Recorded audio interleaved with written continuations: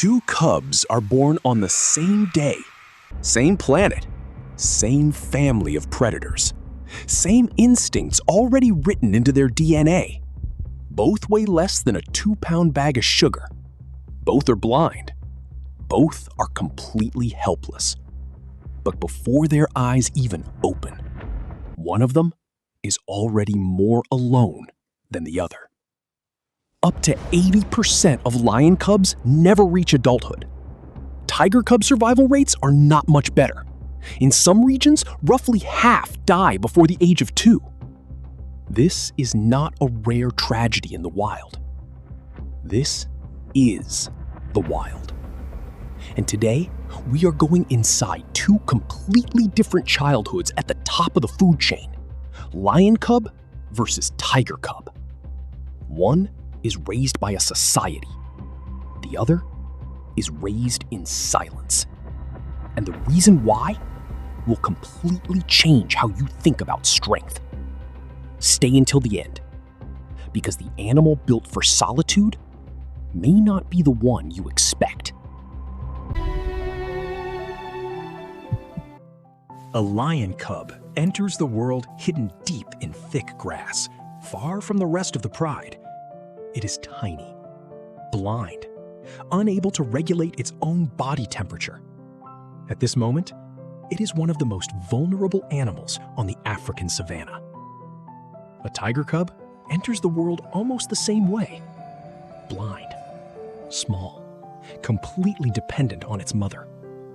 Born inside a hidden den buried beneath roots, tall grass, or rocky cover somewhere deep in the forest. At first glance, their lives seem nearly identical. But the paths separating them begin almost immediately. And once those paths split, they never come back together. After about 6 to 8 weeks, the lion mother does something extraordinary. She carries her cubs back to the pride, and suddenly the cubs are no longer alone. A lion pride is more than a family. It is a survival system. Related females, experienced hunters, protective males defending territory, cubs of different ages growing up together. For a young lion cub, this changes everything. If one mother leaves to hunt, another lioness may guard the cubs.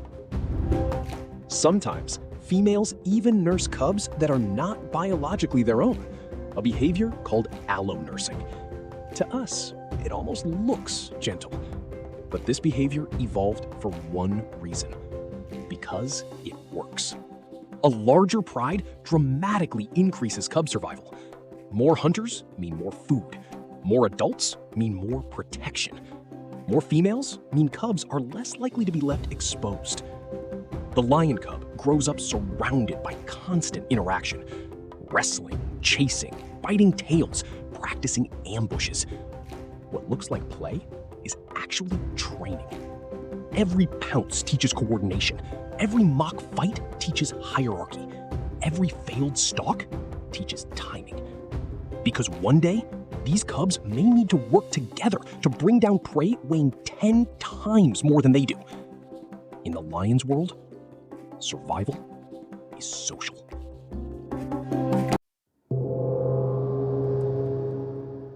Now, travel into the forests of India, or the frozen forests of Siberia, or the dense jungles of Sumatra. A tiger mother raises her cubs completely alone. No pride, no babysitters, no communal nursing, no backup, just her. And unlike lions, she cannot afford to be seen. Tigers evolved in dense forests where stealth matters more than teamwork. A single tiger moving silently through vegetation can approach prey without detection. A group of tigers crashing through the jungle together would fail almost every hunt. So tiger cubs grow up in a completely different world. When the tigress leaves to hunt, she hides her cubs in the deepest cover she can find. Then she disappears into the forest for hours, sometimes longer. During that time, The cubs are entirely alone, and the forest is full of danger. Pythons, leopards, wild dogs, and worst of all, adult male tigers. A male tiger may kill cubs that are not his own. So from the first weeks of life, tiger cubs are taught one critical rule. Stay still. Stay hidden. Stay silent. Because in the tiger's world, a single sound can mean death. The difference between lion cubs and tiger cubs begins with one thing: environment. Lions evolved in open grasslands. There is little cover. Prey animals can see danger from long distances. And lions compete constantly with hyenas, wild dogs, leopards, and rival prides. A lone lion struggles to defend kills. A lone lion struggles to hold territory. A lone lion struggles to protect cubs. So lions evolved cooperation. On the savannah, teamwork became survival. Tigers evolved somewhere very different. Dense forests, heavy vegetation, shadow, and silence. In that world, stealth became the ultimate weapon. A tiger succeeds by remaining undetected until the final seconds of a hunt. One hunter, one ambush, maximum precision.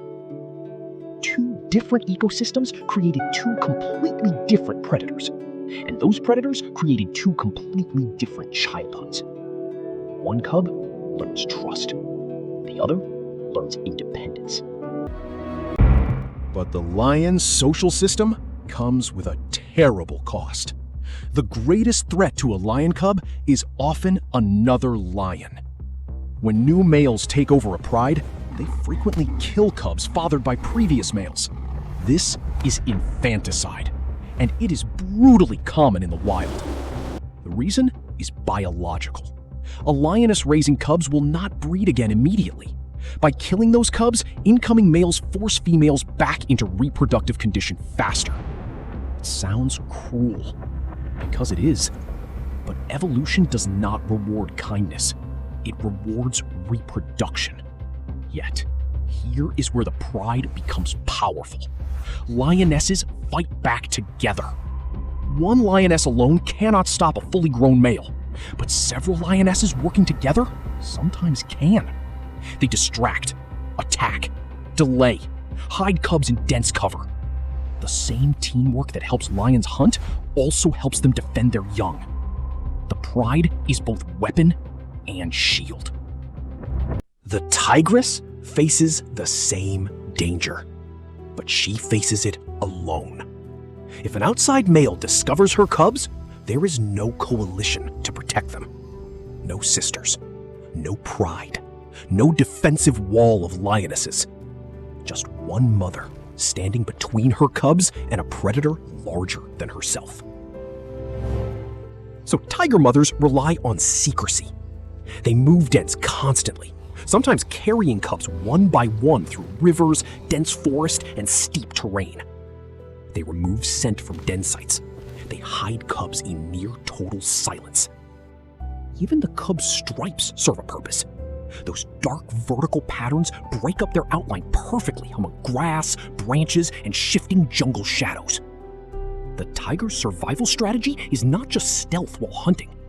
It is stealth in everything. As lion cubs grow older, their world becomes increasingly social. They spend hours wrestling with siblings and cousins. It looks playful, but every movement matters. Young lions are learning how to chase, how to dominate, how to cooperate, and how to survive inside a complex social hierarchy. By around 1 year old, many cubs begin following adults during hunts, first as observers, then as participants. The pride becomes a classroom, and every experienced lioness becomes a teacher. Tiger cubs receive a very different education. Their teacher is only their mother, and every lesson is designed for solitary survival. She teaches patience first, stillness, camouflage, wind direction, then stalking. One misplaced step on dry leaves can ruin an entire hunt. Tiger cubs practice alone more often than lion cubs do, because their future hunts will also be alone. No teammates, no coordinated attacks, no backup. At around 2 years old, the final lesson arrives.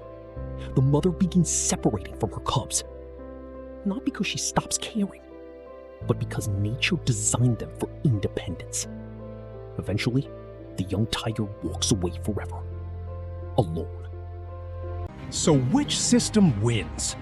The pride or solitude? The truth is, neither is universally better. Both are masterpieces of evolution. Lions dominate open ecosystems through cooperation. Tigers dominate forests through stealth and self-reliance. Each strategy is perfectly adapted to its environment. But today, both systems are under pressure. Lions are now classified as vulnerable. Wild tiger populations remain endangered. Habitat loss, shrinking prey populations, poaching, roads, farms, and expanding human settlements are pushing both species into smaller and smaller spaces. And this affects cubs more than anything else. A young tiger leaving its mother's territory may now encounter highways instead of forest.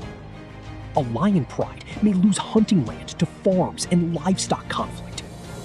The survival strategies that once made these animals unstoppable are colliding with a rapidly changing world.